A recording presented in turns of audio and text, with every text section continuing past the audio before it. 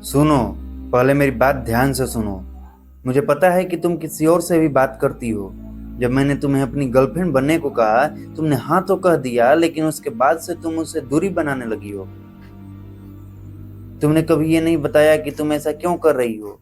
हो सकता है कि तुमने सोचा हो कि एक साथ दो लोगों से बात कर लोगी, लेकिन अब शायद मैं तुम्हें पसंद नहीं आ रहा हूँ, या फिर तुम मुझसे बात करने की इच्छा खो चुकी हो। मैं ये सब इसलिए कर रहा हूँ क्योंकि जब हम किसी को सच्चे दिल से चाहते हैं तो उनके बिना एक अजीब सी बेचैनी महसूस होती है। दिन भर बस यही सोचते रहते हैं कि कब बात होगी, कब वो हमें याद करेंगे।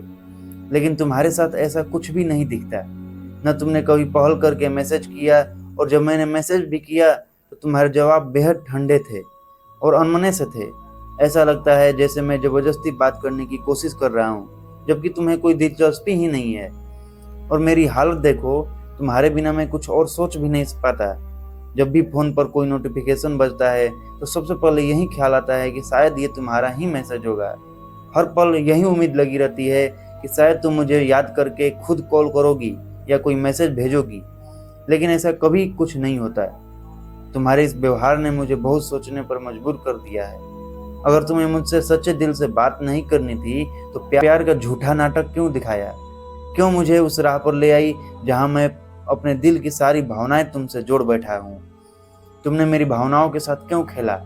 मेरा दिल पहले एक शांत समंदर था, उसमें कोई हलचल नहीं थी। लेकिन जब तुमने हाँ कहा तो मेरे अंदर उम्मीदें जगी, सपने जगे, और अब तुम उन सपनों को अधूरा छोड़कर जा रही हो। अगर तुम्हें मुझसे लगाव नहीं था तो मुझे इस प्यार की चाहत में क्यों फंसाया? मुझे अपना दीवाना क्यों बनाया, वो भी तब जब तुम्हारे दिल में मेरे लिए जगह ही नहीं थी।